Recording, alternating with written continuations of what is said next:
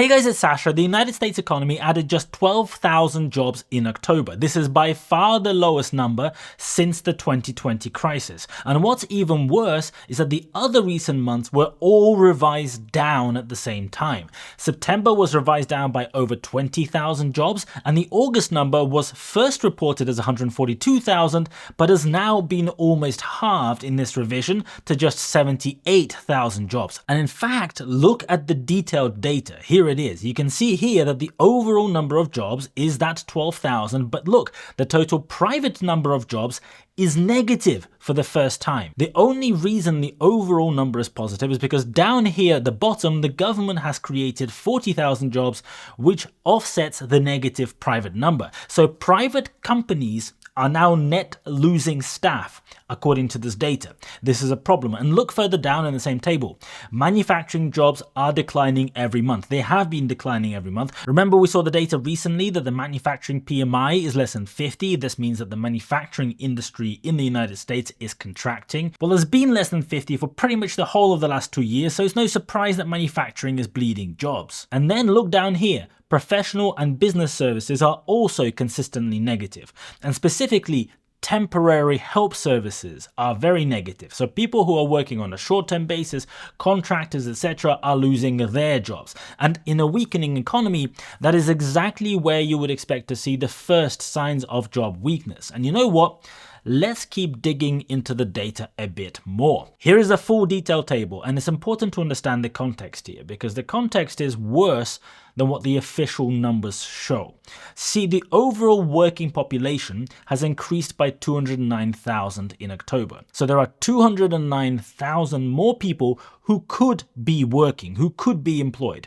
This is people over 16 who are not in full-time education or in the military. So the number of people who could be working increased by 209,000, but the line below, the civilian labor force, has reduced by 220,000. That's the number who are employed or classed as unemployed. So if you add those two together, in the last month, 429,000 people in the United States have moved into this bottom category called not in labor force. And that category is very convenient, extremely convenient, because it is not part of the unemployed data, and nobody reports on this number. And you can see that in the last year, unemployment has gone up a little bit from 3.8% to 4.1%. The total number of unemployed has gone from 6.443 million to 6.984 million. So that's an increase of 550,000 people in a year. In the last year, unemployment has gone up by 550,000. But in just the last month alone, the not in labor force number has gone up by almost as much, 429,000. And if you're wondering why, well, don't worry. The moment that this data came out, every single media company within a minute, when I checked, printed the same exact thing. It was the hurricanes, of course. Every single fucking publication said exactly the same thing. It's almost like they already saw the data and pre-prepped what they were going to write. And in the report, there is this big section that says Hurricanes Helene and Milton. And the important paragraph is this one down here.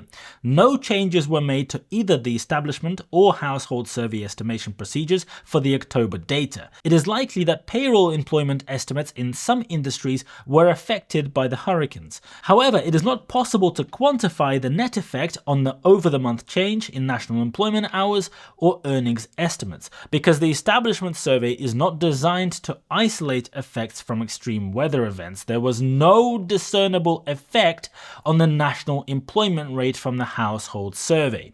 So does the data suggest that the reason here is indeed hurricanes, as everyone is saying? Well, look at the duration of unemployment to start with. See how the number of people who are unemployed for less than 5 weeks has actually gone down by 34,000. Not up, no people, losing their job immediately after the hurricanes. No, that number has gone down. So there are less people who only just recently lost their jobs, and both of the hurricanes happened within 5 weeks of the time period in which this data was collected. You can see that there is a pretty big increase in the number of people who have been unemployed for 5 to 14 weeks and 15 to 26 weeks. So that means that a higher number of people that lose their jobs continue being unemployed for several weeks, for 2 or 3 months afterwards. They roll into those longer term brackets. Presumably, this has something to do with people struggling to find a job, what with the number of new job vacancies falling very sharply in recent months. And the numbers that were revised down in August and September, well, those numbers come from before those hurricanes arrived anywhere. North Carolina was most affected by the hurricane, and the biggest industries in North Carolina are agriculture, manufacturing, and tourism. So if the overall number did indeed drop because of this impact, you would presume that those specific industries would be disproportionately affected. So let's go and look at the long tables at the end of the report. Manufacturing has lost 46,000 jobs. Pretty big, right? But 44.4 thousand of those is in the transportation equipment manufacturing. That's the impact of the Boeing strikes, the ones that are happening at the moment. These strikes are also happening in North Carolina, but this has nothing to do with the hurricane, completely separate. Then we have leisure and hospitality, tourism pretty much flat in October. Accommodation and food services are up a little actually. Now, there was undoubtedly some impact from the hurricanes, right? Some areas were devastated and badly impacted, but it does not sound like there was a significant contribution from that to the overall country, to the lowest new jobs number in 4 years. And yesterday we got an update on the personal savings rate, and that number has dipped again to 4.6%. The personal savings rate at the moment is better than it was when the stock market was falling sharply in 2022, but it is still significantly lower than during the 2010s, and the direction at the moment is down. Every month is going down by a bit, which suggests that people have less disposable income, less money that they're able to go and save away because your basic bills are taking all of the paycheck. The stock market seems to have completely ignored this report because the S&P 500 is having a great morning as I'm recording this video, but perhaps there is now a greater expectation that the Fed will definitely go ahead and do the rate cut next week, which is what may be fueling it, because a month ago, at the beginning of October, the market was projecting a 20% chance that there would not be a rate cut at the November FOMC meeting. If you look at the data now, the market is pricing in a 0 chance of no rate cut, completely no chance at all, and a 99.7% chance of a 25 basis point cut, with another 0.3% saying it could be a 50 basis point cut.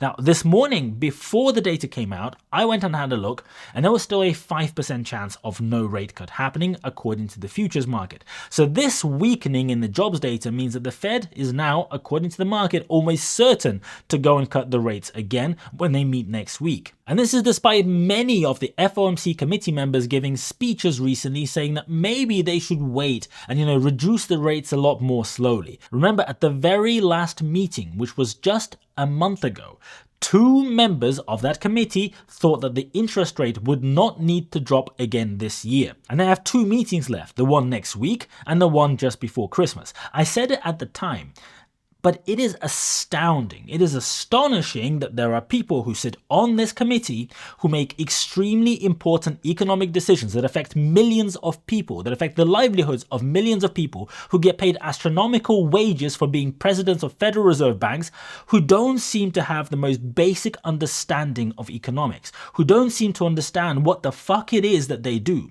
It's fascinating. Inflation is now down at 2.4% overall and continuing to march down. The October inflation read will only come out after the Fed's meeting, so we're not going to get that data beforehand, but it's important to remember that the interest rate right now is still sitting at 5% at the upper end of the boundary. This means that borrowing for businesses continues to be prohibitively expensive. Borrowing for consumers is also expensive, at the same time as they don't have money to spend on regular bills. The US GDP growth slowed slightly in the most recent data for Q3, and this latest jobs data for the first month of Q4 is definitely not encouraging.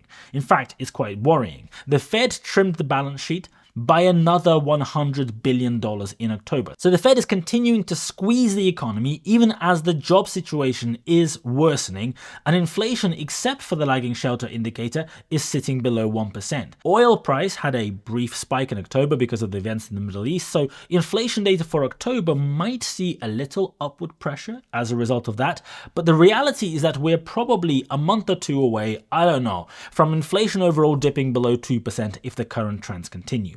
The election next week is going to have a huge role as well, because whoever becomes president, I am not sure we really know exactly what specific actions they plan to take in the first few weeks, and we have to wait until January to see the impact of whatever it is that they do. So perhaps the Fed is kind of bracing itself for having room to maneuver up and down on interest rates depending on how the election goes and what happens afterwards and what the market reaction could be. But the problem is that these employment numbers are now coiling up like a spring. A lot of people are being classed as economically inactive instead of unemployed. And we can already see that temporary workers are being laid off and not renewed. It's in the data. If that begins spinning into layoffs of permanent staff, we're going to have a very serious problem. Let's see how it unravels over the coming weeks. Remember, go and check out my new investing course in the description. Live sessions every week and new lessons being added all the time. See you guys later.